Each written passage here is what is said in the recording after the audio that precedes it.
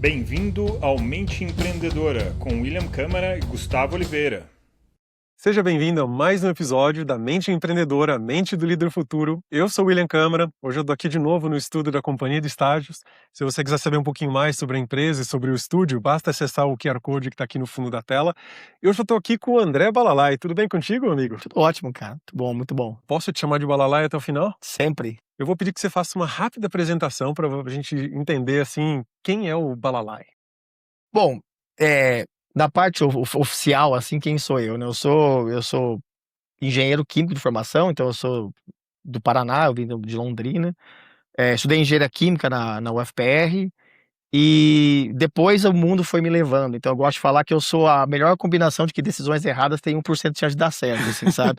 Eu sou uma combinação de coisas aleatórias que por coincidência funcionaram. Então, da engenharia química, e eu trabalhei com petróleo na faculdade, assim. Hoje eu sou economista da saúde, eu trabalhei 14 anos numa empresa multinacional de consultoria na área de saúde, e de repente, meus pais são médicos, né? Eu me vi conversando com meus pais sobre como colocar drogas de oncologia no SUS. Então, assim, eu acho que eu sou o resultado. Eu acho que tem um filme que eu gosto, acho que é Os Intocáveis, do Scorsese, que o começo do filme, o Frank Costello, que é o Jack Nicholson, ele fala. Eu não quero ser um produto do meu ambiente, eu quero que o meu ambiente seja um produto de mim. Então eu acabei sendo isso, assim, sabe?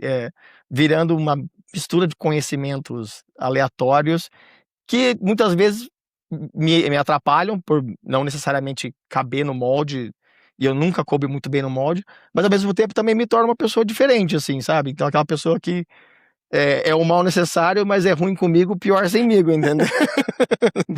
Eu já te conheço há mais de 9 anos e eu vou ser uma das pessoas do meu convívio que mais ficam fora da curva normal, sabe? Eu acho que sim, eu acho cara. que é uma forma de pensar que ela acrescenta. Tem um outro colega meu que ele também, ele não tá fora da normal, mas ele gosta de explorar os limites da curva normal no pensar, Sim. para ele não ficar só na curva normal, ele poder ter espaço para pensar, para poder atuar. Eu acho que uma mente como a tua, quando ela fica um pouco fora, um pouco disruptiva ali do padrão, ela acaba agregando muito. E isso para um negócio, para uma empresa, para um projeto de consultoria, aquilo tem um valor muito grande.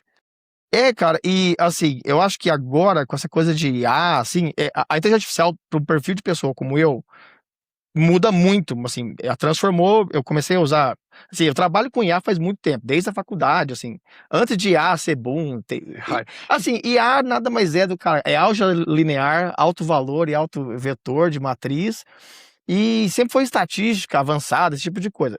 É bom ter marketing, essas coisas. Só que eu acho que a IA de hoje, né, as LLMs, ela potencializa. Tem o cara que é o Akita, que é um cara programador, ele fala: a IA potencializa quem você é. Se você é uma pessoa desorganizada, ela vai te fazer 10 vezes mais desorganizada. Se você é uma pessoa que é organizada, você vai ser mais organizado. Mas ela potencializa, acho que um perfil que agora está começando a ficar na moda, que é o contribuidor individual de alta performance, né? Eu acho que é High Performance Individual Contributor, alguma coisa assim. Que é aquele cara que era o cara técnico, que era bom, só que ele resolve um monte de coisa sozinho, só que a hora que você dá a equipe para ele, ele não tem o skill de gerir equipe.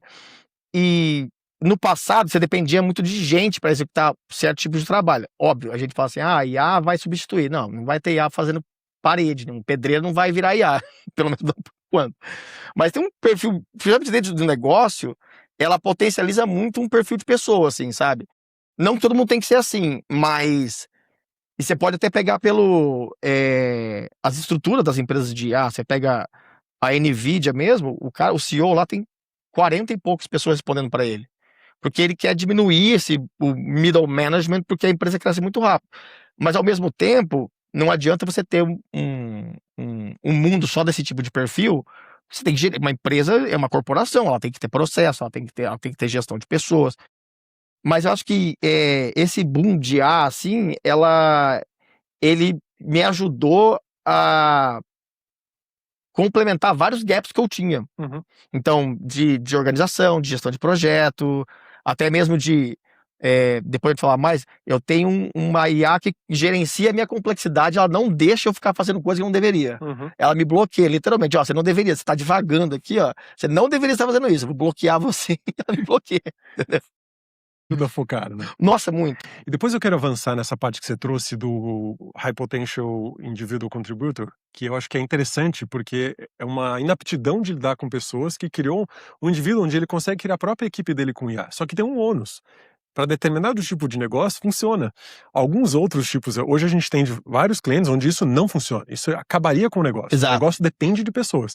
Aí que a gente entra com upskill para conseguir ajudar esses líderes a ganhar essas competências que eles nunca foram ensinados. E essa tem sido uma das minhas maiores qualidades nesses últimos tempos.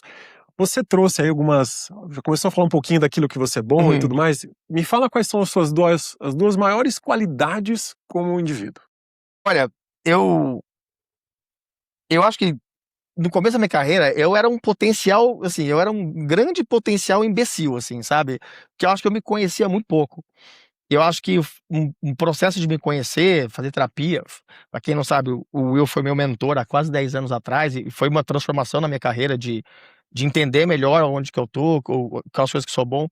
E eu fui geralmente, acho que no começo da carreira, você tende a falar muito sobre, eu sou um bom gestor, eu sou um bom líder, ou vai vir a famosa, sou perfeccionista. Pra mim, falou perfeccionista, eu já corto a entrevista, acabou, nem contrato. Perfeccionista, ou você mente, porque você tem vergonha de falar defeito, ou você não se conhece o suficiente. Mas aí depois, acho que mais você vai amadurecendo, conhecendo mais, você vai começando a se descrever por competências suas. Então, hoje em dia, por exemplo, numa entrevista, se eu estiver fazendo uma entrevista com um headhunter, eu sempre falo, eu sou um cara criativo e obsessivo. Essas são minhas melhores qualidades e minhas piores ao mesmo tempo. Porque ao mesmo tempo que eu sou criativo, eu tô sempre procurando coisa diferente, eu tenho aquela síndrome da Wikipedia, você abre a Wikipedia para ler sobre diabetes, no quarto clique você tá lendo sobre a Revolução Polonesa de 1890, que não tem nada a ver, e você vai clicando no hiperlink e abrindo, assim, tipo, pensamento lateral. Mas eu acho que a obsessão de pegar uma coisa para fazer e continuar e fazer até entregar, até às vezes excessiva, assim, me tornaram quem eu sou, assim, sabe? De explorar coisas diferentes, mas ao mesmo tempo entrar em algum hiperfoco de alguma coisa que vai me impulsionar. Eu acho que hoje em dia, na economia da atenção e da disputa pela atenção, esse comportamento obsessivo, ele começa a desaparecer, assim, sabe? Porque você tá tão disperso que você meio que perde esse potencial de focar nas coisas, assim, sabe? E, assim, eu não gosto de... tem uma super valorização da neurodivergência, porque eu acho que não é legal as pessoas falarem, eu sou TDAH, é legal, eu sou autista, é legal. Não é legal. Não é legal ser TDAH, não é legal ser autista. Não é massa. Tipo, é uma condição que te atrapalha. Você tem que cuidar disso. Você tem que... É quase que uma luta contra você mesmo todos os dias, para ver se você consegue se ajustar no ambiente, assim, sabe? Mas então, tem muito disso assim, eu sou desatento. E aí, lógico, eu sou TDAH, eu tenho um traço de TEA, mas isso, eu nunca deixei isso ser uma barreira para mim, e sempre foi uma maneira de eu ter que cada vez mais me policiar, me cuidar, olhar e ficar prestando atenção nos meus comportamentos, assim. Então, acho que nesse mundo onde quase que virou uma commodity justificar que eu não consigo me concentrar porque eu sou TDAH, mesmo sem nunca ter tido um diagnóstico, eu acho que esse comportamento obsessivo me diferenciou do mundo, assim, sabe? Eu acho que, como você falou, né? É tão bom a gente se conhecer e ter uma ideia do que a gente faz bem ou não. Uhum. E você é uma das pessoas, não vou dizer mais diferentes, mas que tem comportamentos muito fora da curva que tornam realmente você um cara peculiar. E você acabou atuando numa área muito diferente do que eu conheço. Nossa, eu não sei nem como é que eu durei tanto. Me explica o que você faz, o que é o Market Access, o que você faz exatamente? Então a gente chama de Market Access, né, o acesso. E Market Access é assim, a terminologia que vamos dizer assim, os fabricantes, né, indústria farmacêutica, os fabricantes de equipamento, é a política pública de saúde na lente do fabricante. Isso é o Market Access. Mas assim, política pública é política pública. Quando eu falo pública, não é do governo, pública é de população, né? Uhum. Então, toda política pública, ela é desenhada para atender, principalmente no Brasil, que a gente é um país que tem saúde universal e pública, né? Para quem não sabe, 25% da população brasileira tem plano de saúde, mas todo mundo tem SUS. Você, tipo, Uhum. independente de você ter plano de saúde ou não, todo mundo tem SUS. Então, a decisão da política pública de saúde é uma decisão complexa, porque não tem dinheiro para tudo. E mesmo que tivesse, é muito difícil você priorizar. Então, o market access é mais ou menos você pensar assim, eu tenho R$1 milhão, né, vamos dizer assim, para gastar. Com R$1 milhão eu posso colocar um medicamento que vai melhorar a vida das pessoas que têm diabetes severa e vai evitar que eles tenham pé diabético e sejam amputados. Com o mesmo R$1 milhão, eu tenho uma enfermidade rara que tem um medicamento que custa mais ou menos R$1 milhão por ano por tratamento. Quando você olha do lado do fabricante, isso é natural, a gente tem que, quando vai falar de política pública de saúde, tem que ser maduro, assim, não existe você politizar isso. Saúde é a saúde. Então, quando você vai pensar nisso, teoricamente, o próprio paciente ou o fabricante, ou mesmo a sociedade civil, ela vai priorizar o que é o seu interesse. E viver em sociedade é isso. Balancear interesses em prol do bem comum. Mas para o gestor público, ele tem que fazer a priorização. Porque não dá para, assim, R$500 mil, eu estou falando de valores hipotéticos, tá? R$500 mil não vai salvar meia criança. E R$500 mil salvaria só metade dos diabéticos. Então você tem que tomar uma decisão. O que eu vou fazer? Eu vou investir nesse medicamento que pode evitar que 10 mil diabéticos percam o pé, ou eu investir e vou salvar uma criança que potencialmente jamais andaria? Essa decisão fria é muito difícil. Então, o market access, que vamos dizer assim, a parte estratégica da economia da saúde, ela é muito complicada, porque todo dia, às vezes, eu acordo e penso, eu vou fazer um modelo econômico aqui, e não é puramente econômico, mas eu tenho que fazer um modelo que ajude o gestor de saúde a tomar uma decisão de priorizar, que alguém vai viver e alguém pode ser que não viva, mesmo que você tenha todo o dinheiro do mundo. Então, é um campo, se fala muito pouco, porque além de ser uma coisa muito técnica, então, por exemplo, meu trabalho é basicamente, não só no Brasil, mas depois que eu fui para Nova York, fazer essa modelagem econômica e toda a parte de desenhar uma política pública para que medicamentos muito caros, tipo oncologia, doenças raras, sejam disponibilizados no SUS para a população.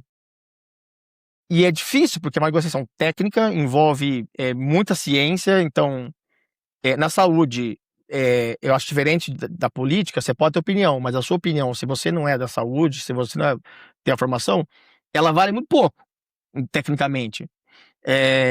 E é difícil, porque você vai envolver vários interesses, e é natural. Eu acho que o Brasil, ele tem uma coisa, não só na saúde, a gente como sociedade escolheu que a gente ia colocar a sociedade na frente do indivíduo. Uhum. Então o SUS, ele é isso. A sociedade vem antes do indivíduo. Mas às vezes é difícil, quando você é o indivíduo que fica de fora. Sim, não é fácil. E você coloca na sua tese, né? Nós não prevemos desfechos, explicamos decisões. O que quer dizer isso na prática?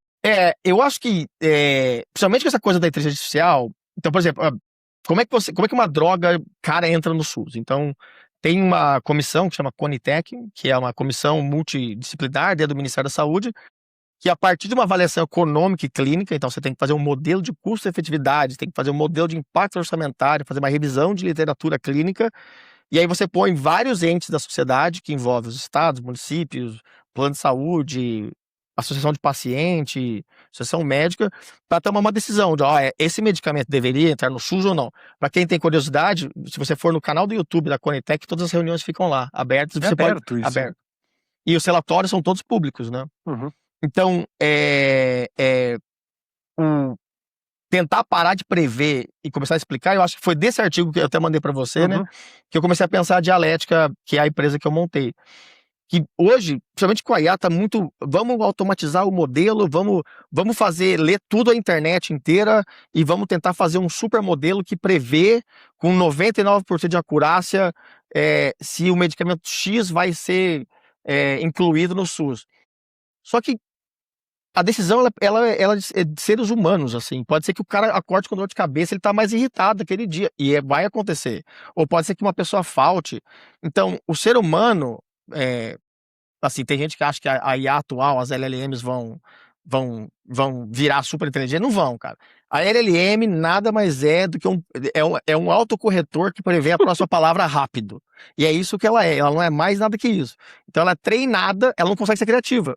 Porque ela é treinada em ler, ela leu a internet e aí ela fica tentando prever qual que é a próxima palavra. Então hoje tem um mundo de automação, vamos automatizar e prever, e eu acho que tem coisas que não são previsíveis.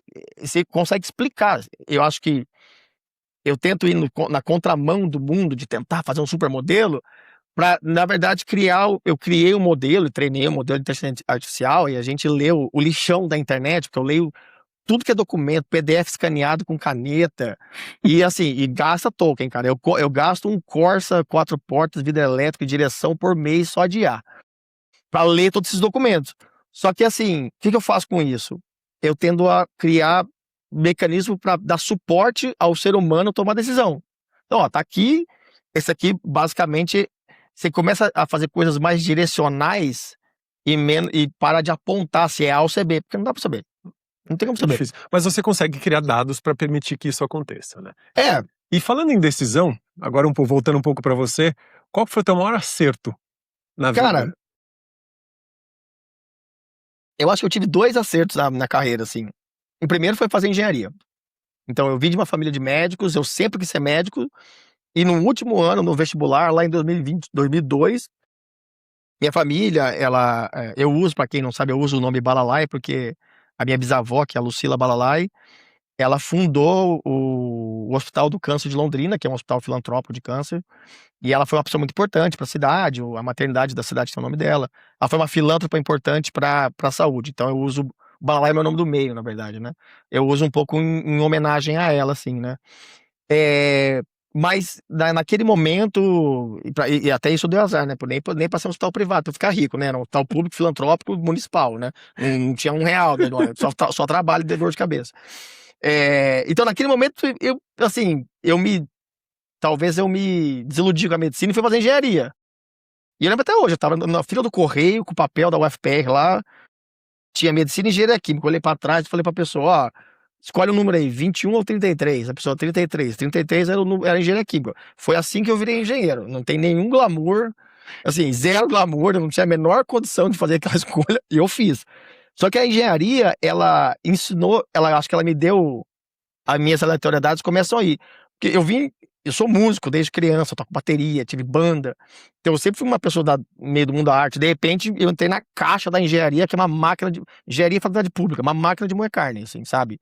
Reprova todo mundo, que é uma coisa estúpida, por sinal, né? Só no Brasil isso acontece. Mas ela me ensinou a domar a minha criatividade e meio que organizar a minha criatividade em blocos, assim, sabe? E até hoje eu funciono assim.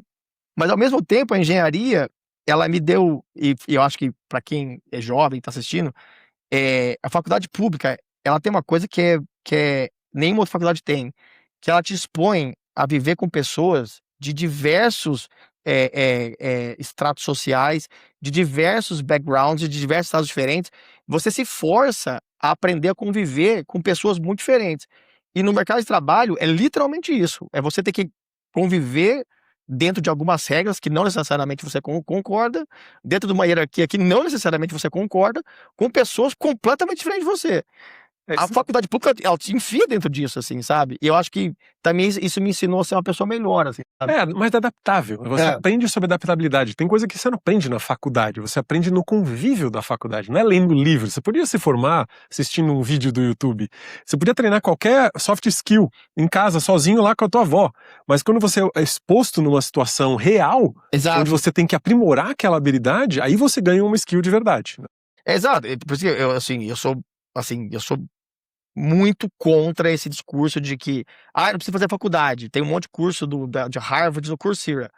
Cara, a faculdade, sabe onde você vai aprender realmente alguma coisa? O doutorado. A faculdade, ela tem 2 intuitos: ensinar você um método científico, a como organizar, como escrever um relatório, como fazer uma prova, como responder uma pergunta, e ela te ensina a ser cidadão. Literalmente, a respeitar a hierarquia. Na sua casa você pode espernear, na sala de aula o professor, ele te manda pra fora da aula, te dá 0, você tem que fazer de novo. Chama a mãe, o papai, a vovó, pode fazer o que você não vai acontecer nada.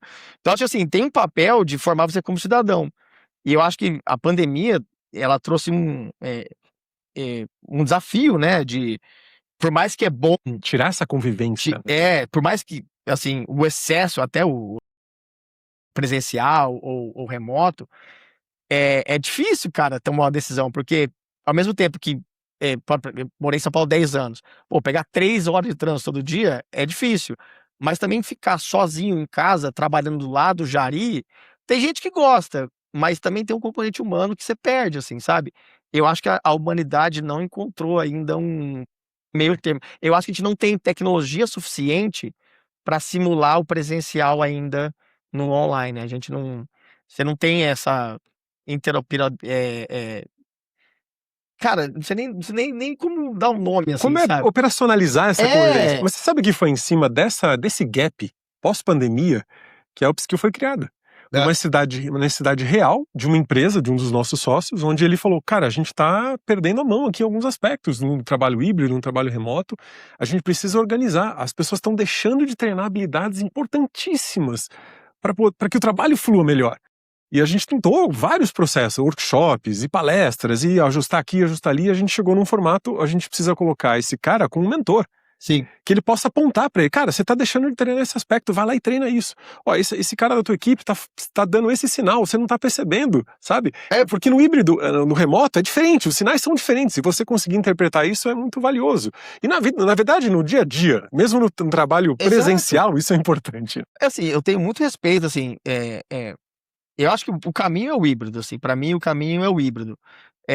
Mas tem que ser muito bem negociado, senão fica escala 6 por 1, é sacanagem, assim, sabe? Escala 6 por 1 é sacanagem, pô. Você, não, meritocracia. Meritocracia é pra você, que nem eu, nasceu filho de médico, tem todo dia café da manhã, vai fazer meritocracia no cara que mora na favela, pega 3 ônibus, tem que estudar, tem que trabalhar e depois à noite estudar e dorme na sala de aula. Assim, São cenários diferentes. eu acho assim, o que eu aprendi muito da saúde, tem um cara que chama Denis Arviana, que foi um cara bem importante da saúde, que é um dos meus mentores intelectuais.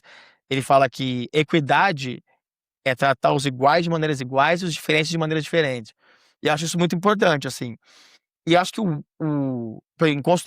consultoria é um mundo muito peculiar. Acho que tem microcosmos que são peculiares. Consultoria, banco de investimento, trabalhar em plataforma, que assim, é um perfil peculiar de gente e essas pessoas, você entra e você nunca mais sai disso, assim, né?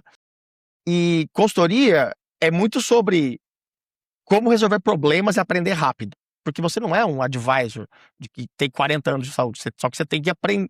Então, consultoria é sobre aprender métodos de resolver problemas e aprender meta-aprendizado. Uhum. O que eu tenho que aprender? O que é suficiente para aprender aquele assunto para resolver aquele problema? E eu tô em consultoria estratégica há 15 anos. Só que assim, tem um ambiente que, por exemplo, mesmo o híbrido pega pouco. Por exemplo, uma vez me perguntaram como é que eu acho que eu até falei pra vocês naquela época, né? Para mim, uma consultoria, eu tinha a sensação que era uma biblioteca da faculdade, como se estivesse assim, no exame final. É um monte de gente estudando e pensando sobre assuntos, e só que você tem acesso à pessoa. Então, por exemplo, você tá com um problema lá, eu não tô um problema complexo. Você vai e pergunta para alguém, quando você vê, tem 2 diretores, um gerente, ajudando o estagiário a resolver o problema, e todo mundo pensando junto. Isso não vai acontecer por mais que você pode fazer design thinking, você pode usar o Miro, você pode fazer o que você quiser, mas assim, não tem a mesma coisa do cara olhar para o lado e ter alguém fazer uma pergunta rápida. Essa agilidade, né? Essa improvisação, ela é muito valiosa. Só que ao mesmo tempo fazer rígido, você forçar todo mundo, um cara, principalmente uma cidade que nem São Paulo, uma cidade igual Nova York, você forçar todo mundo, aí todo dia às 8, também é difícil. Então assim, eu acho que o híbrido, ele vai ter que ir de empresa para empresa. Consultoria é mais fácil, porque você trabalha por projeto, então você consegue assim, esse projeto, vamos às terças e quintas pro escritório. Mas se tem uma função de entrega, cara, que você tem que estar todo dia, ou é difícil, assim, cara. Eu não vou te falar, eu não sei a solução. Acho que nem tem, né? André, você migrou para Nova York, você trocou uma resposta certa de uma multinacional de consultoria muito nichada para abrir a sua própria consultoria. Sim. O que precisou ter dentro de você? Qual foi a chave que aconteceu aí dentro para impulsionar você? Eu já acompanho você há um tempo nessa Sim. decisão, há mais de anos, né, nessa transição, mas como a gente está falando de empreendedorismo e daquela vontade de liderar outros projetos num nível maior, o que precisou mudar em você? Que chave que virou aí dentro de você para você partir para a sua consultoria? Assim, tem que partir de uma máxima. Eu sou um medroso. Essa é a máxima. Então, assim, eu tô pra empreender já faz uns 8 anos. E não, puta, não tá na hora. Calma, não tá na hora.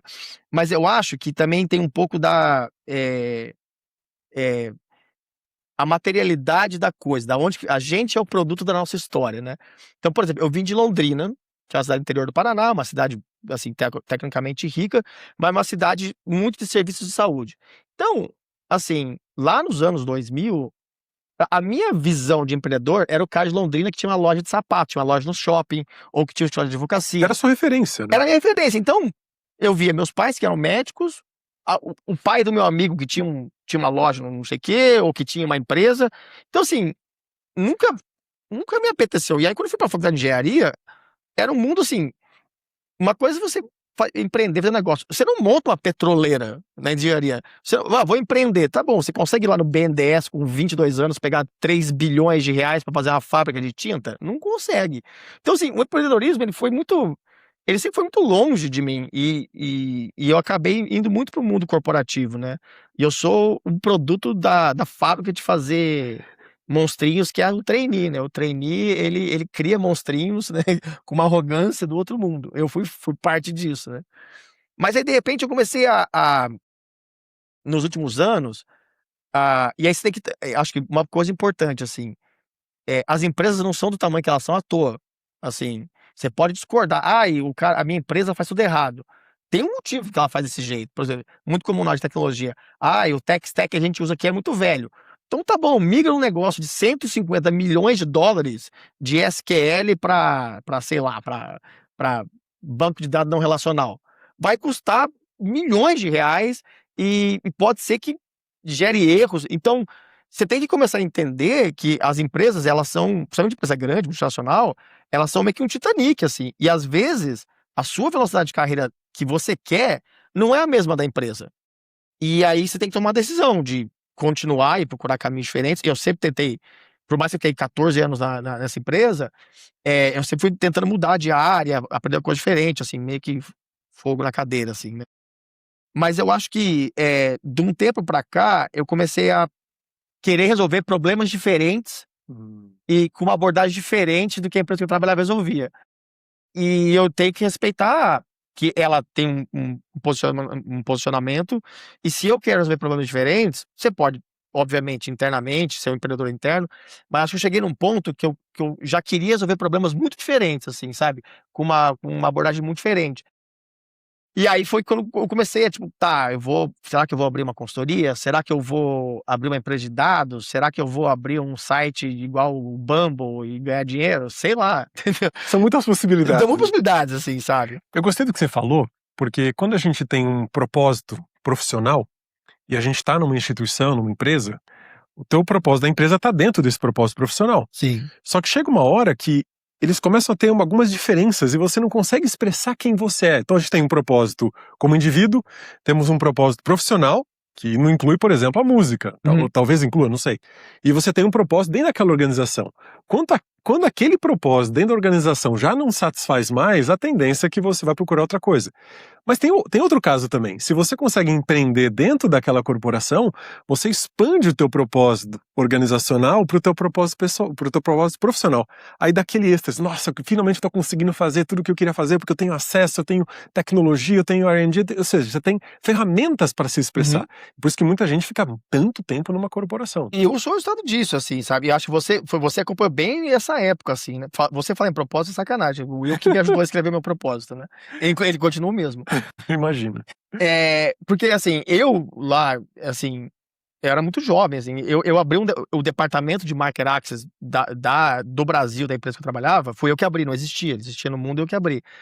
E eu acho que, assim, esse cara, que chama Sidney, é um cara que foi meu chefe muito tempo aqui no Brasil, e é um cara que eu devo muito à minha carreira, porque ele foi o primeiro cara que entendeu que eu era meio diferente, e ele soube criar os mecanismos e os espaços para maximizar o meu potencial. E aí eu falo assim, para quem tá ficando gestor, às vezes aquele cara irritante que você odeia, e que fala assim, pô, o cara é bom, mas assim, cheio de aresta, talvez a empresa não tá conseguindo dar as ferramentas para aquele cara potencializar. Eu tive isso, e eu vi, foi assim que eu fui parar em Nova York. Eu abri uma área que em 3 anos era a maior área, tipo, do Brasil, da minha área, e eu fui puxado para Nova York para implementar isso. E aí foi interessante que lá nos Estados Unidos, por ser muito maior, e eu estar muito mais longe da decisão, foi a primeira vez na minha carreira que eu perdi no começo dos Estados Unidos. Eu bati com a porta na cara, porque eu não conseguia entregar ao mesmo performance, a mesma velocidade que eu entregava no Brasil nos primeiros anos. Por uma coisa cultural, que eu não entendia muito bem como é que funcionava, e para quem quer trabalhar fora ou trabalhar com empresas multinacionais, tem um livro muito legal, chama The Culture Map, né, o mapa cultural. É uma psicóloga francesa, que ela pega assim, skills de corporativas, que é respeito a regras, respeito ao horário, o quanto o seu feedback ele é verdadeiro, ou quanto você passa pano. Ele pega 8 skills e ela pega todas as nacionalidades e ela fala, você não pode comparar, por exemplo, a gente fala que o brasileiro é meio bagunçado, não respeita muito horário, mas o americano é rígido. Mas na visão do alemão, o americano é bagunçado pra caramba. Sabe?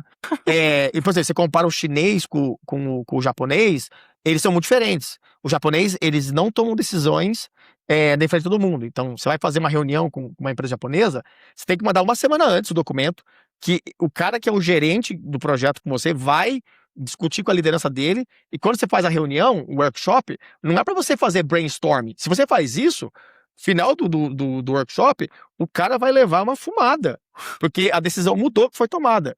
Então, esse livro é legal que ele coloca em competências como trabalhar com pessoas de outros países.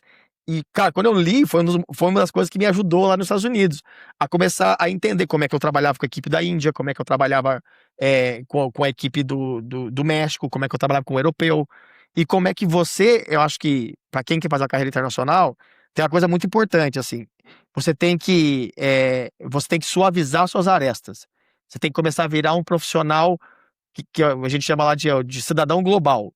Cidadão global, você começa a ter menos características. Então, por exemplo, o brasileiro, ele tem uma coisa que todo mundo fala, por mais seja menos atento a horário e a prazos, mas o brasileiro é um cara muito flexível, é o famoso rei da gambiarra, a gente resolve tudo. Só que quando você começa a trabalhar com uma equipe que tem gente do mundo inteiro, você tem que usar isso como um superpoder, mas só de vez em quando. Então, não é que eu me americanizei um pouco, de fato, mas eu me globalizei. E globalizar não é você virar uma pessoa diferente, é você começar a entender, e vai muito sobre o autoconhecimento, é você começar a entender o outro e não esperar que ele vá aparar as arestas dele com você, e sim você que tem que aparar as arestas com ele. Por exemplo, e aí você começa a dar feedbacks, é uma coisa que o americano faz muito bem. E assim, o brasileiro nunca percebe. Difícil assim um brasileiro perceber isso. Então, quando você tá falando inglês com o americano ele gosta que você fale inglês. Ele acha legal. Então, quando você tá falando inglês com o americano, você fala uma frase, ele repete a frase, só que certo pra você. Quase que te ensinando. Mas é muito sutil, assim, sabe? E é uma coisa meio que automática, não é uma coisa que o cara faz pra te ensinar. Ele faz pra validar, tipo assim, será que eu... É isso mesmo? É isso mesmo? Falou. E tanto que uma das minhas funções mais importantes lá, quando eu tô há 7 anos nos Estados Unidos, eu era o tradutor do Brasinglish. O que é o Brasinglish? O cara escreve um slide, tá 100% correto, com gramática, com tudo. Só que não é assim que se fala aquela coisa. Culturalmente não é o que tá se falando. Não é nem culturalmente, você não fala isso, entendeu? E você não fala desse jeito. Então, às vezes eu olhava assim, não, já entendi, o que esse cara quer dizer é isso. Aí o cara, nossa, sério? Porque em português, essa expressão aqui, a gente fala assim, ó. Aí o cara, uma coisa, não é só sobre traduzir, por exemplo, a expressão meio... Não é gíria, a gente chama de lingo. E eu demorei, quando eu cheguei nos Estados Unidos, o meu chefe falou, André, seu inglês é bom, fiz inglês desde cedo e tal. Eu disse, mas agora você tem que parar de falar International English e começar a falar American English. E eu falei, o que é gíria? Porque todo mundo diz, vamos falar phrasal verb, gíria. Não é isso. é o lingo da sua cidade. E o lingo não é expressão idiomática. Então, por exemplo, Nova York é uma cidade muito esportiva, tem muito esporte, a Boston ali. Então, geralmente as expressões, elas envolvem muito esporte. Então, por exemplo, você gerenciar um projeto, o cara chega e fala, você pode quarterback esse projeto? Então, assim, você vai entender. Mas eu lembro que o meu gestor na época, que é o cara que muito amigo meu, um cara genial que me levou para os Estados Unidos, ele me colocava nos meus primeiros 6 meses pra fazer ata. Cara, era um inferno, porque eu não entendia nada. Assim, eu entendia tudo que era falado, mas eu falava assim, isso aqui não faz o menor sentido que as pessoas estão falando. Traduzindo ao pé da letra, Não não faz tinha no menor sentido, assim, sabe? Eu lembro, e aí eu comecei a anotar isso. Eu anotava no papel, aí eu fiz tipo num Evernote, eu fiz tipo um glossário de expressões que eu não entendia. Depois de um tempo, todo mundo que vinha expatriado, falou assim, ó, fala com o André e pega o Evernote dele. Você tinha um glossário. Eu tinha um glossário, assim, sabe? E tanto que eu escrevi e-mail, eu abri na minha frente aqui pra eu poder, ó, vou usar essa expressão aqui. Tem umas que eu lembro até hoje. Tem uma que por exemplo, kick the tires in, que é chutar o pneu do carro. Então, quando você vai testar se o negócio tá funcionando, um projeto, vamos fazer meio que um piloto, o cara vai assim, vamos lá, kick the tires in. Tipo, eu entendi que o cara vai chutar o pneu, mas, cara, num projeto, não faz, e não tem.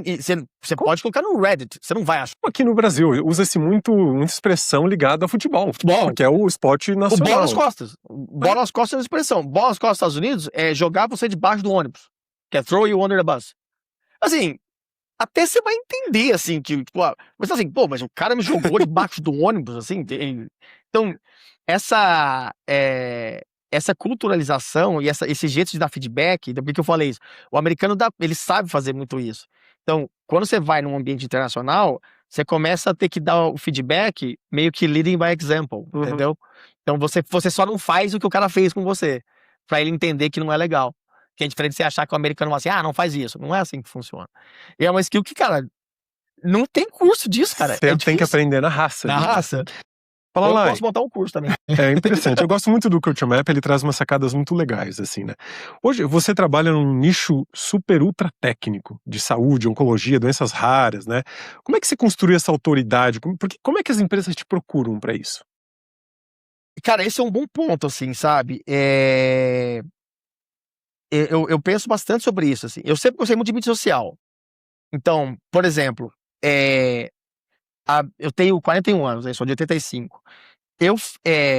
Dentro... Isso é uma coisa que provavelmente quem está escutando aqui se quem for jovem, já viveu isso. A minha geração, e a nossa geração, né, é a primeira geração onde a autoridade digital começa a falar mais alto do que a autoridade hierárquica na empresa. E isso gera muito atrito. E eu tive a minha carreira inteira muito atrito.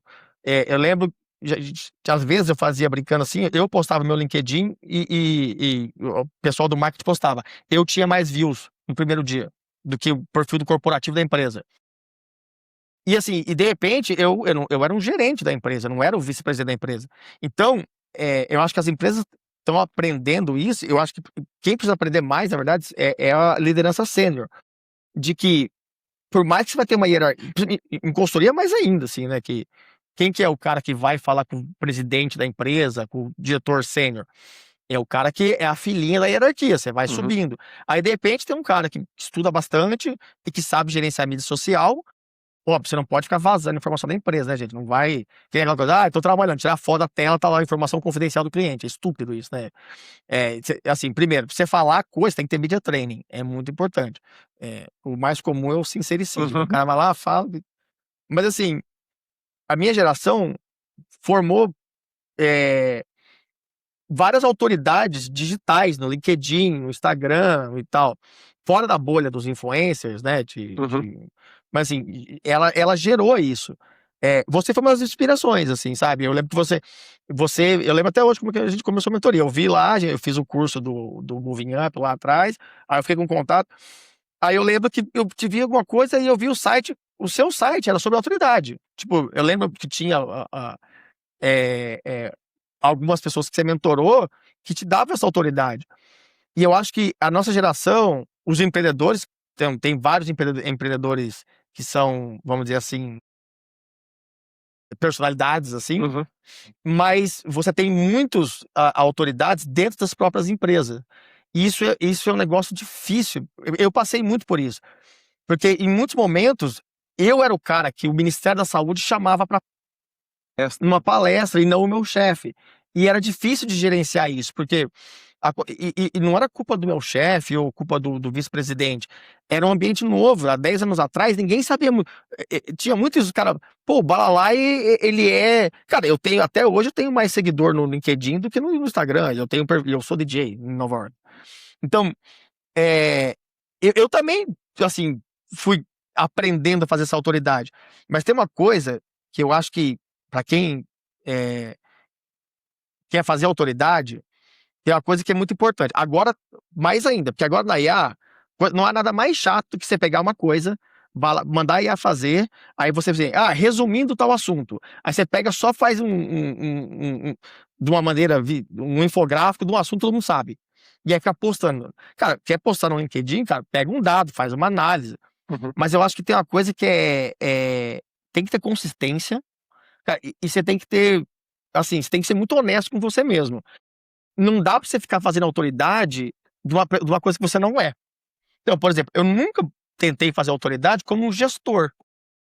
Porque eu nunca fui um bom gestor. Você geria. Vamos dizer assim, eu sou um bom gestor. Eu não Já cheguei, conheci gerentes, você não supera cheguei, muito. não cheguei a ser. Eu tinha equipe de 10, 15 pessoas global em Nova York. Mas assim, eu nunca fui uma referência como gestor de pessoas. Eu lembro que eu ouvi de várias vezes. Isso é até meio como lidar com esses high performers, né?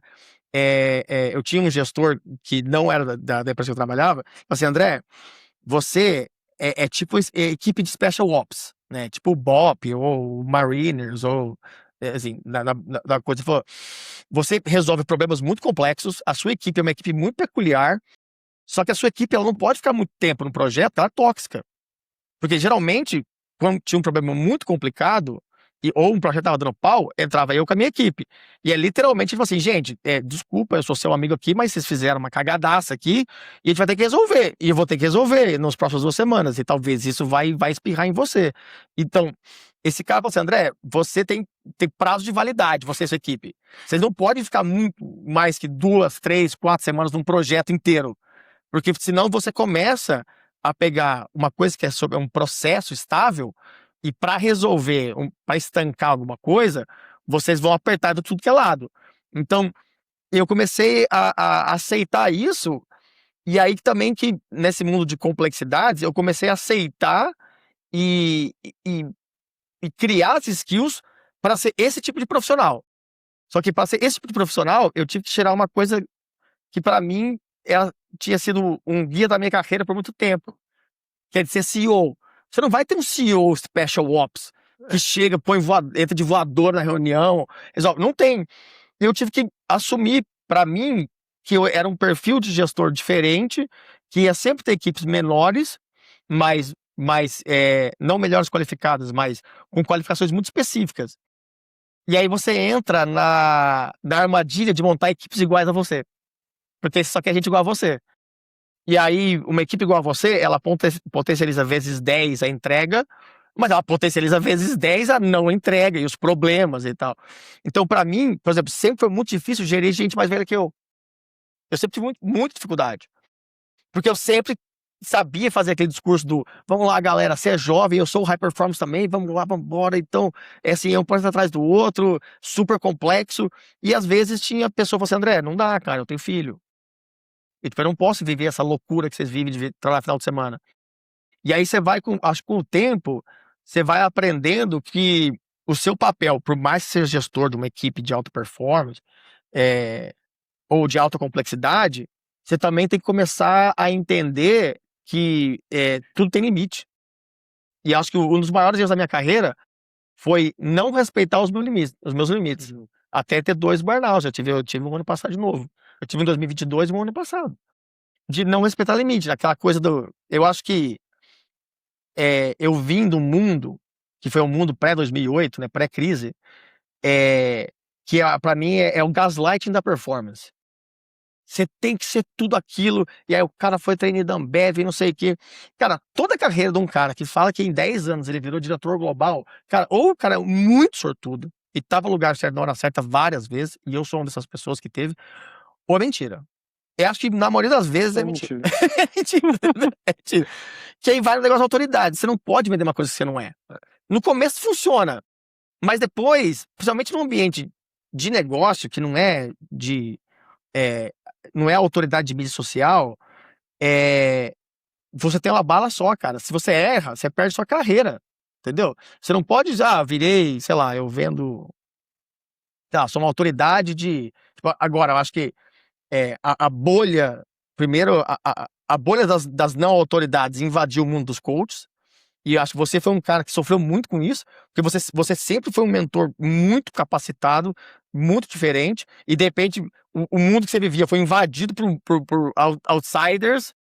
De repente, essa galera saiu da bolha dos coaches, foi para a do marketing digital, e aí vendeu, e aí começa os dropshipping, esse monte de coisa, que eu acho que é um mercado, mas e agora eu acho que essa bolha tá mudando para IA. Então, eu acho que tem um cara que é o Mano Davin, é um cara é um canal de YouTube de desenvolvedor, é um cara engraçado. Ele fala muito isso, que a bolha dos devs foi invadida pela galera do marketing digital. E tá todo mundo puto, porque um monte de vibe coder. São os caçadores de oportunidade. Onde tem oportunidade de fazer alguma coisa, eles estão lá. Sabe aquele meme que tem a morte, assim, vai fechando a porta? Eu acho que, assim, invadiu dos coaches, acabou com o mercado dos caras, né? Acabou. Todo mundo agora tem vergonha de falar que é coach, ou que é coach de verdade, né, gente? Coach executivo. Aqui no Brasil, né? Em muitos lugares ainda isso não foi invadido. Também foi. É a terra do agiote da fraude lá, cara. É impressionante. Então, assim, você não pode ficar fazendo. Migrando de autoridade. Não dá, assim. Eu me reinventei. Não, cara, você é um oportunista, diferente, assim, tá ligado? Você pode se reinventar, mas não é de um dia pro outro você se reinventa, entendeu? Gostei do que você falou que você gosta de construir equipes aí de operações especiais, né? Vocês têm qualidades muito distintas. Hoje, o que você entrega de diferencial? O que essa equipe de operações especiais entrega de resultado? Que é o teu diferencial de consultoria, de entrega? Eu tomei uma decisão, tipo, um dos problemas que eu queria resolver é que eu sempre gostei de fazer o que ninguém tava fazendo. 50% por medo de fazer o que todo mundo tava fazendo e achar que não ia entregar. E 50% porque eu achava que era legal ser meio que diferente, assim, sabe? É meio a meio e não adianta falar que não, olha como eu sou criativo. Não, eu tenho medo às vezes também, normal. Eu acho que eu entrei um pouco nessa coisa do não prever e tentar explicar, mas eu acho que o que eu acho que faz diferente hoje é você misturar um conhecimento, assim, tem que ter um conhecimento técnico em saúde. E, por exemplo, eu tenho de cabeça todos os tratamentos de câncer, por mais que hoje eu sou economista da saúde, eu leio muito mais estudo clínico que a maioria dos médicos que tem que separar. O médico de assistência, o cara, ele tá atendendo gente. O trabalho dele é cuidar de gente. É tático, né? Ainda bem que ele existe, então, graças a Deus que tem, né? O trabalho de gestão da política pública de saúde é um trabalho de gestor. Eu dou aula na pós-graduação do Einstein, assim. E às vezes é interessante, porque às vezes a turma é de vários médicos, assim. Gente, eu tenho licença poética pra falar mal de médico, porque meus pais são médicos, eu vivi a vida inteira com eles, então eu tenho essa licença poética, viu? Não é pessoal. Mas assim, às vezes, você dentro do seu próprio ambiente, vir um outsider te falar como faz o seu trabalho, é difícil. E aí eu lembro que uma vez eu estava numa das aulas, assim, comum, né? Eu vou lá, sou engenheiro. Você não é médico, né, André? Eu falo, não sou médico. É por isso que eu não opero ninguém, é por isso que eu trabalho na gestão de saúde. Você não é gestor, né? Não é. É por isso que você opera a gente, não é gestor. E é por isso que você está fazendo esse curso. Então, mas é difícil você entrar no mundo que você não é teoricamente o centro de gravidade. Hoje em dia o médico ele é mais uma peça de uma engrenagem importante, mas por muito tempo o médico foi o centro de gravidade da saúde, né? E de novo, o médico é talvez a peça mais importante do sistema, mas hoje ele é muito multidisciplinar. E também força, por exemplo, os médicos a aprenderem a lidar com outros tipos de profissionais. No caso, um cara que é engenheiro, economista, tendo uma discussão tete a tete com o cara sobre a evidência clínica de um teste clínico de oncologia. Então, você tem que ter essa capacidade. E aí, cara, assim, por exemplo, nessa área da IA, então, tem um conhecimento clínico médico E você absorve como? Você pode usar pra caramba. Mas assim, piloto de avião não é piloto de avião à toa, eles têm hora de voo. O cara tem que fazer não sei quanto tempo de simulador, porque senão o avião cai e morre todo mundo. E você também não pode sair irresponsável. A saúde é muito complexa, assim, porque você não pode pegar os dados SUS e fazer um monte de dashboard e falar que, de repente, por exemplo, que agora a vacina não funciona. Falou lá o recém-formado em contabilidade lá no Pará, que pela primeira vez pegou uma planilha do SUS e chegou à conclusão que a vacina não funciona. Uma autoridade maravilhosa, mas a informação, ela se propaga. Então, você ser um comunicador científico de saúde, por exemplo, você tem que tomar muito cuidado. Ao mesmo tempo que você tem que ter esse conhecimento de saúde, você tem que ter um conhecimento técnico de política e de gestão. Então você tem que estudar a gestão pública, tem que saber como é que funciona o SUS, como é que funciona o plano de saúde, como é que um hospital funciona. Mas ao mesmo tempo, se você fazer IA, você tem que saber tecnologia, você tem que saber programar. Então, esse profissional que sabe saúde, que sabe gestão e que sabe IA, ele tem provavelmente 5 anos, não vai crescer daqui a 20 anos ele vai existir. Hoje ele não existe. Você tem que escolher um gap para ter. E, por exemplo, por mais. Eu acho que eu fico muito na área cinza, onde meio que ninguém anda direito, assim. Eu sou bom em várias coisas, mas eu não sou muito bom em nada também. Então, por exemplo, tem muita gente nessa área de negócio de IA. Não, porque agora eu vou vibe codar é você usar a IA para fazer o código. E assim, todo mundo vai migrando para ser mais vibe coder mesmo e menos codador. Uhum. Mas assim, eu codo, eu sou bom de codar? Meia boqueta, assim, sabe? Mas eu sou o diretor que melhor coda da empresa, diretor de negócio. Mas também eu sou o programador que mais entende de negócio. Mas também não sou nem bom em nenhum dos dois. Então, eu acho que tem que tomar cuidado, e aí, da onde que isso conecta com a autoridade, assim, você tem que tomar cuidado de achar que só porque você fez um curso não sei aonde, e você descobriu alguma coisa, que você já é autoridade, que todo mundo é burro, e que o cara que tem 20 anos de mercado com você tá atrasado e não sabe nada. Provavelmente é porque ele tem que carregar uma empresa inteira nas costas, ele não tem tempo de ficar vendo o curso no YouTube, porque ele tá gerindo uma equipe de 100 pessoas, mais o departamento inteiro, mais a família dele, entendeu? Eu tive a sorte de ter um sabático intelectual de 5 meses, eu fiquei codando na casa da minha mãe, por 5 meses estudando. O que eu fiz em 5 meses, eu jamais faria em 3 anos numa empresa. Porque eu não tinha reunião, eu tinha tempo para pensar, eu tinha tempo para estudar coisa diferente. Eu fui estudar como é que as pessoas aprendem, assim, tipo, como é que uma pessoa aprende para montar a minha IA? E aí eu descobri que eu sou um bom arquiteto de sistema, que eu não sabia que eu era um bom arquiteto. De que eu consigo meio que pegar as coisas, essa tecnologia aqui, essa aqui, tá. Mas eu sou um cara bom de implementar arquitetura? Não, não sou. Eu tenho que chamar um engenheiro de dados para implementar. E acho que a IA vai derrubar muita gente achando que você hoje virou um ótimo programador. Não, você não é um ótimo. Tem muito mais elementos do que simplesmente fazer o que tem que ser feito. Muito, cara. E até te revisar, assim, a IA mente. A IA, ela não é que ela mente, ela vai sendo treinada por você mesmo a responder do jeito que você gosta.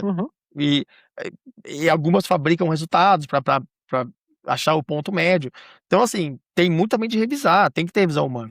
A análise crítica do ser humano ainda ela vai se perdurar por um bom tempo. Ela toma algumas decisões interessantes, baseada no contexto que você trouxe ali, mas ainda a gente vai ter muita coisa para fazer ali nesse aspecto. Eu acho que ela acelera muito, assim, entrando muito no mundo da IA, assim, gente, o jeito que eu explico, a gente fala assim, né? Quer mostrar que você sabe uma coisa, explica pra sua avó, ela entende. O que essas IA são, as LLMs? Sabe o filme do Adam Sandler, como se fosse a primeira vez? Então, todo dia a mulher dele acordava sem saber nada, né? E ele botava uma fitinha lá. Uma IA é a mulher dele. Isso é uma LLM. É uma coisa funcional, é um indivíduo funcional que tem skills, que pensa, mas ele não sabe nada, ele não tem nenhum contexto. Então você tem que colocar uma fitinha. Todo dia. Todo dia. Ele. Só que assim, o dia tem 24 horas. Então todo dia, 24 horas, ela dorme, e essa é a janela de contexto. Então você pode tomar uma decisão. Eu posso colocar uma fitinha de 10 minutos, cara, 2 da tarde ela vai estar viajando, o que a gente chama de alucinar, porque ela não tem contexto suficiente de quem ela é. Você pode fazer uma fita de 12 horas e explicar a vida dela inteira. Só que você comeu 12 horas do seu dia, você só tem mais 12. Então você não. Hoje, a IA, Então, tem métodos que a gente chama de fine tuning, que é treinar a IA de novo. O que eu uso muito chama RAG, que é Retrieval Augmented Generation, que é como se você enxertasse pedaços. Você faz uma pergunta e é como se eu criasse uma fita. Hoje a IA ela vai muito sobre qual que é a melhor fita possível, qual que é o tempo, melhor tempo, nem muito grande, nem muito pequeno, e o que tem que estar lá dentro. Só que aí, às vezes, depende da pergunta que você faz. Então, hoje a gente começa a criar, você dá uma fitinha de, olha, isso aqui é quem você é básico, mas tá aqui é o catálogo da locadora. Se você tiver dúvida sobre isso, vai lá e pega aquela fita. Vai lá e pega aquela fita. Isso a gente chama de RAG, que é basicamente você faz pedaços de conhecimento e você simplesmente ensina aquela pessoa a usar o catálogo. E aí, conforme ela vai entendendo o contexto, não sei sobre isso. Então, quando você não sabe sobre isso, eu tenho que ir lá no catálogo. Chega no catálogo, o que você quer saber? Tem essa palavra aqui, eu não sei o que é. Isso aqui, Conitec, Brasil, mercado público, tá aqui, fita sobre Brasil, a fita sobre mercado público. Então, hoje, toda essa coisa de IA, ela gira em torno e como os tokens são caros, né? A gente voltou. É interessante, porque a gente voltou ao mundo lá do começo da computação, lá do assembler. Para quem programa, para quem tá aprendendo a programar em Java, Python, tem uma linguagem chamada assembler, que é a linguagem da máquina. Que o cara, tipo assim, você tinha uma memória, você tinha tantos bits numa memória. Tinha um cara que ele ficava assim, eu vou ter que tirar um bit daqui, eu coloco um aqui. Então o assembler era literalmente o cara fazendo, tipo, um jogo de xadrez ali, porque a memória era restrita. Hoje, a janela de contexto, tipo, Claude, tá, é 1 trilhão de parâmetros. E boa parte desses parâmetros não estarem crescendo é um pouco do movimento que a indústria tá fazendo assim. Vocês vão tomar vergonha na cara e vão aprender a otimizar as coisas. Acabou essa bagunça. Vai ter 1 trilhão, 5 trilhões, 20 trilhões. Quanto mais coloca, mais trabalho dá, mais custo. Mais custo fazer. Não, agora você vai aprender a fazer a mesma coisa. Você vai ter que sofrer, vou ter que criar, otimizar jeitos de ensinar a IA. Vou ter que aprender jeitos de escrever aquele contexto com menos letras possíveis. Então, hoje, o contexto. O que aconteceu na IA é que desde dezembro desse ano, é como se tivesse lançado o iPhone 1 em dezembro. Então, antes do iPhone, não existia um mercado de aplicativo. E depois do mercado do iPhone, agora começou o mercado de aplicativo. Antes, a IA já existia.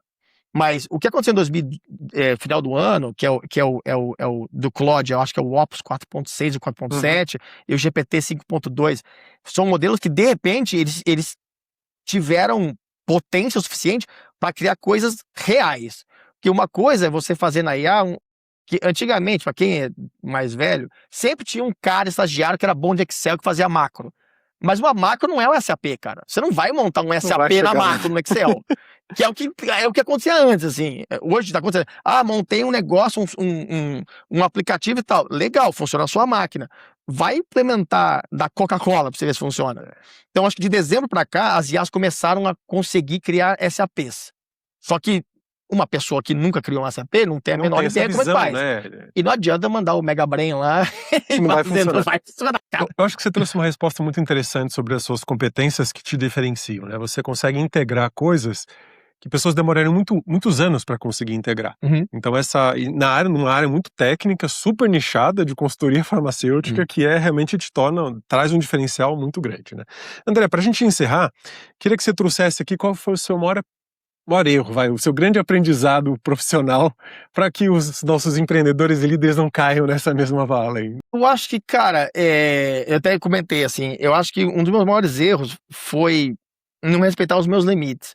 E não só os limites de saúde, assim, eu acho que isso é muito importante, eu acho que falar sobre saúde mental é muito importante. Cara, ninguém trabalha 14 anos numa empresa e tá tudo bem, assim, sabe? A gente tem altos e baixos, a sua vida tem altos e baixos, a empresa tem altos e baixos. E é natural você ter anos bons e anos ruins, assim, sabe? Então, quando eu falei assim, a minha geração é produto do gaslighting da performance, assim, sabe? Que todo mundo... É uma máquina de moer carne, cara. Todo mundo... Você vai, até que você pira, você passa mal, você tem um burnout. Eu tive burnout. Por exemplo, a coisa que me libertou do burnout foi quando eu tive um burnout, eu fiz um post no LinkedIn e falei, eu sempre fui o menino prodígio. E de repente eu fiz um post assim, gente, deu errado nos Estados Unidos, tô voltando pro Brasil porque eu tô mal. E foi um post que deu, tipo, 500 mil visualizações, 5 mil comentários. E os comentários não era tipo aquele comentário assim, ai, parabéns, André, ou tipo, era um monte de. Eu também tive. E virou meio que um chat. Por alguns meses, virou tipo um chat de pessoas. Tipo, mora em Portugal. O post chama sobre ser brasileiro. Eu conto que deu errado nos Estados Unidos. E aí você, mora em Portugal, vivo isso. E aí criava um chat de pessoas brasileiras que moravam em Portugal falando sobre as dificuldades. Então, assim, eu acho que vulnerabilidade é uma skill super importante, assim, sabe? Tipo, empatia, vulnerabilidade. Então, eu acho que em vários momentos, óbvio, não é que você não tem que trabalhar duro e tal, mas eu acho que você tem que fazer planos, assim, sabe? Eu fui casado, me divorciei, uma boa parte por causa do meu trabalho, do excesso de trabalho, de não cuidar da pessoa que estava do meu lado, que trabalhava na mesma empresa que eu. Não era que você não via a pessoa, a gente trabalhava na mesma empresa, cara. E assim, e eu acho que, por exemplo, todo mundo tem o seu ídolo, assim, né? O meu ídolo é o Kobe Bryant, assim, que tem um livro, pra quem não. O Will também foi um livro que ele me recomendou, que é o do Relentless, né? Uhum. Que é o cara que treinou o Michael Jordan e o cara que treinou o Kobe. Eu acho que o Michael Jordan é o talento puro, né? E eu acho que existem talentos puros. Mas a gente viu o talento puro não funcionar, o Neymar, por exemplo. Mas o Kobe, ele é o exemplo de que, mesmo sabendo que era talentoso, ele tinha plena consciência de que um dia por ano o talento dele valia a pena, que era aquele último segundo. Fora disso, cara, é bunda na cadeira, consistência, entregar todo dia. Você vai entregar bem todo dia? Não vai. Você vai entregar mal todo dia? Talvez. Cara, se um mês tem 30 dias, você entregar bem uns 10, entregar meia boqueta uns 10 e ficar frustrado uns 10, é um baita mês. Eu acho que tem que tirar um pouco, assim, principalmente pra galera mais jovem, tomar cuidado com esse conto de fadas da auto-performance infinita. Eu acho que uma coisa que eu aprendi com você, assim, eu acho que foi a primeira vez, eu acho que naquela época que eu fui fazer coach contigo, mentoria, eu tava perto de uma explosão ali, assim, sabe? Eu acho que a nossa mentoria me ajudou muito a entender que dentro da sua vida profissional você tem ciclos, assim, sabe? Cada um tem tempo diferente. Hoje eu sei que os meus ciclos são de 3 a 4 anos. E eu sei que vai ter um ano de planejamento, que eu vou ficar muito focado, que é o ano que eu tô. Vai ter um ano de explosão, um ano de entrega, e vai ter um ano de burnout. De burnout que eu digo assim, de que eu vou estar cansado. E eu fui aprendendo com esses ciclos que, cara, quando esse ano. Pode ser que seja 3, 4, não interessa. Mas quando eu aprendi a identificar quais são os pontos que, pô, tô chegando aqui, eu acho que eu tenho que dar uma freada. E tá tudo bem dar uma freada. Às vezes a freada, pô, você teve um filho, às vezes a freada, essa, vamos dizer assim, não é a freada, mas você desacelerar é porque os seus pais são doentes. Eu sempre tive muito claro, cara, eu tô nos Estados Unidos há 7 anos, meus pais estão envelhecendo. Eu tenho muito claro que em algum momento eu vou ter que voltar pra cá pra cuidar deles igual eles cuidaram de mim. É justo. Então você tem que planejar a sua carreira. Você não vai conseguir, não é uma linha reta. E não adianta falar assim, o cara que é CEO, o cara. Não, o cara não é. O cara tá fudido, a mente dele é um caos, entendeu? Isso não existe. Isso vamos dizer assim, é o filme. Todo filme de. Eu acho que todo filme de empreendedor de garagem é um serviço, né? Todos os caras que empreenderam na garagem tinham um fundo por trás, não é? O cara, eu comprei um MacBook que ganhei e fiz o Google. Não é assim que funciona, entendeu? Não é. Eu gostei que você trouxe de entender os seus ciclos, seus limites. E um dos livros que eu escrevi foi sobre a zona de performance sustentável. Como é que você cria essas zonas, esses picos de produtividade, alternando com pontos de recuperação? Senão você vai perder o fundo. Você não coloca um quadradinho lá e você escapa para todo lado. E uma hora você vai espanar mesmo, né? André, fala pra gente onde que a gente te encontra.